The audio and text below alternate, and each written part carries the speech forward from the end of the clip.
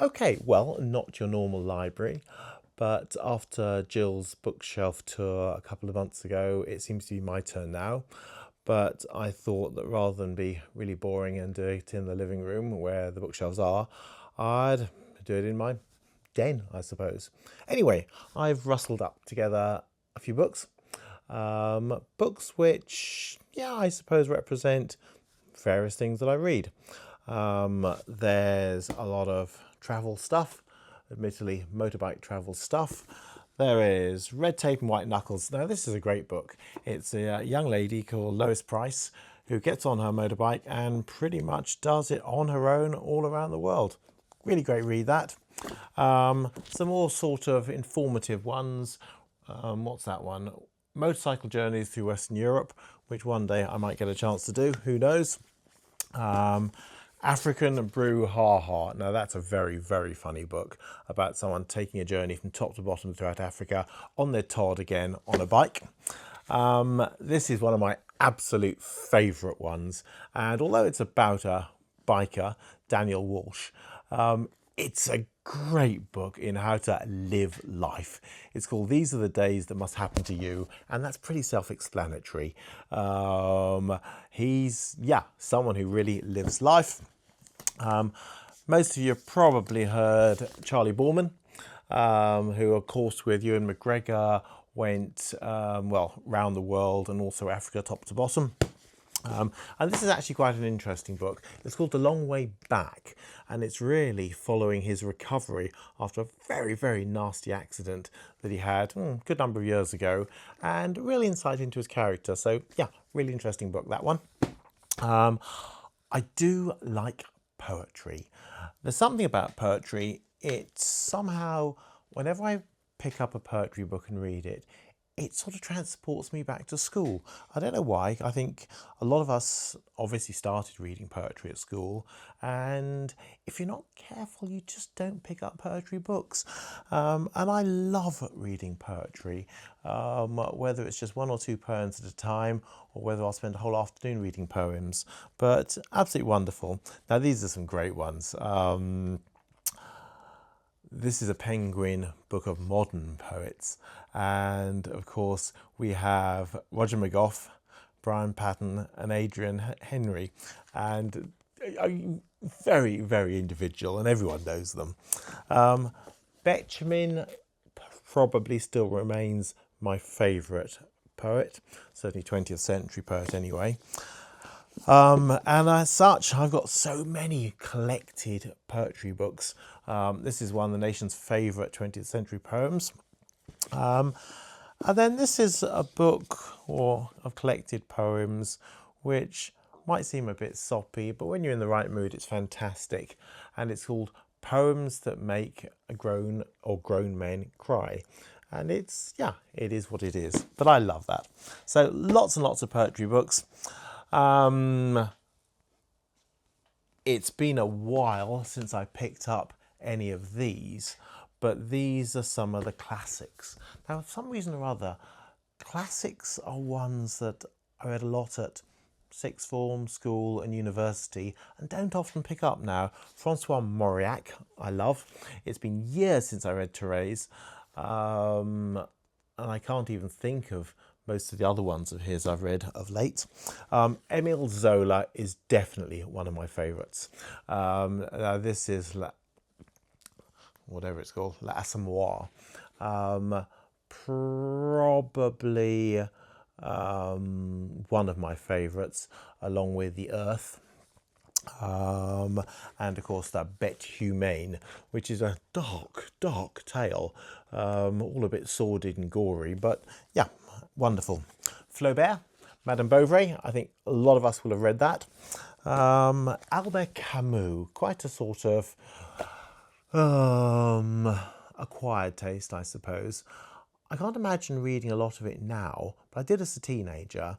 A Happy Death, strangely enough, The Plague, but no, I can't really imagine reading it now. It's sort of, yeah, when you're a bit of a mixed up, angry young man, fantastic read, so enjoy that.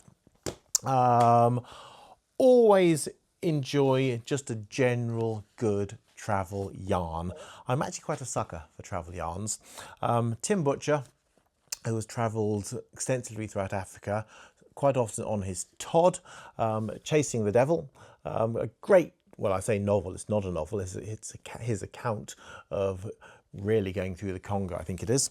Another one of his, Blood River, again following the Congo, with, I think, a guide, but yeah, he's lucky to come out a lot of these scrapes alive, I think. And Shadow of the Sun, great. Again, a wonderful book. Who's that by? No one I can pronounce. But yeah, I do love travel books, really do.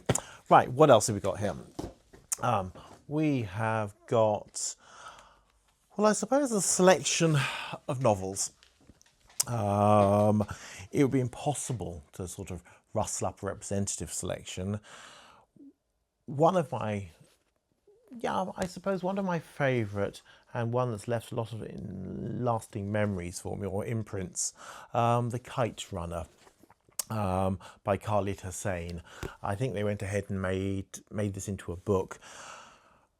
Very moving, very disturbing, but a beautifully written and intensely emotional book. I enjoyed that. Now, Carl Hiaasen, again, a very, very acquired taste. American author, utterly hilarious.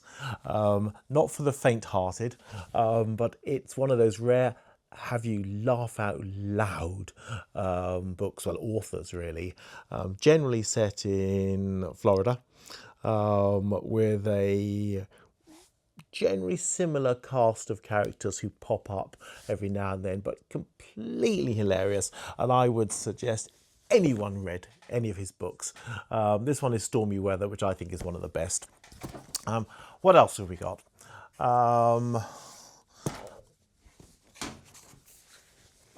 Some more recent and less recent things. Laurie Lee, I quite enjoy reading. Now, The Man Who Never Was, I think they recently made that into either a film or television series. Very interesting, about a, well, it's called Operation Mincemeat, a World War II deception by the British forces to essentially con the Axis forces into believing they had come across some secret documents with a body washed up ashore. That was a whole thing, was just a setup, but very good. Cutting for Stone. Now, I've not actually read this yet.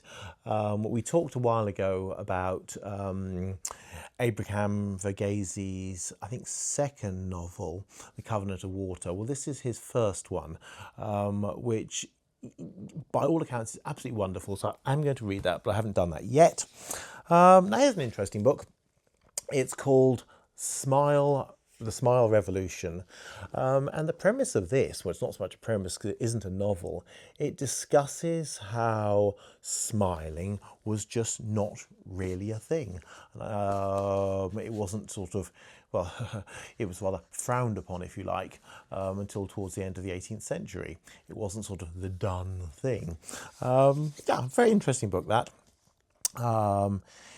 This is one I've read quite recently called The Wager. Fascinating novel following the ship, The Wager, and its crew, mutinous crew, and not just a fantastic yarn, because it isn't a yarn, it's well, yes, some of it is, but it's based very much on truth. But also a very interesting historical record of life aboard a ship in, I suppose, what, the early 19th century? Not sure about that. What else is there? Some more rather, well, not boring things. Vasily Grossman, again, a bit heavy. Stalingrad, and very much enjoyed that. Simon Sebag Montefiore, we've probably most of us seen him on the television. Very interesting. This is a book of his, Letters That Changed the World. That's great. We get on to some slightly heavy things. Twilight of Democracy, The Failure of Politics, and The Parting of Friends. Yeah, quite good. Well, this is all a bit heavy. The Value of Life, An Introduction to Medical Ethics. Yeah, I feel we ought to know about these things. Well, I should anyway. What else have we got here? We have got Quinton Letts. Stop Bloody Messing Me About. Yep, I like that sort of thing. The Penguin Book of Modern Speeches. I like things like this. They tend to mean a lot when you dig down deep into them, because all that really happens these days is you get little sound bites on the television, but when you listen to various speakers and their entire speeches, there's generally a lot more to it. So I like that. This I found a very moving book as well. It's called Forgotten Voices of the Somme, and it really chronicles individual soldiers and their memoirs and diaries of the Somme, and so it's a very different view on the whole experience. So I enjoyed that. And I know we're probably running out of time. Love a good cookery book. I'm not going to get involved with too many of them because I've got hundreds of these things. These are actually African or Nigerian cookery books, which, strangely enough, I don't cook a lot of. But I really should, because I really enjoy different sorts of cooking. So yeah, those are just a tiny selection. But we could go on and on and on. But thank you for listening. Thanks a lot. Bye.